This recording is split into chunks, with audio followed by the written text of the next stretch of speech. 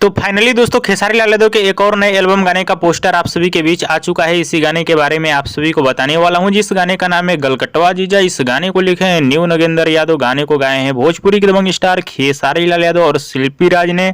बताया जा रहा है कि खेसारी लाल यादव और शिल्पी राज का ये गाना बहुत ही बवाल गाना होने वाला है, जो कि आप सभी को ये गाना बहुत ज्यादा पसंद आने वाला है।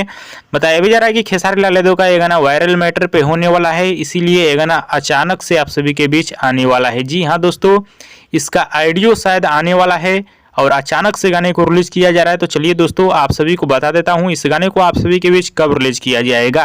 खेसारी लाल यादव के इस गाने को रिलीज किया जाएगा आज ही शाम 4 बजे खेसारी म्यूजिक वर्ल्ड के यूट्यूब चैनल पे। जी हाँ दोस्तों, आज ही शाम 4 बजे इस गाने को रिलीज किया जाएगा खेसारी म्यूजिक वर्ल्ड के यूट्यूब चैनल पे।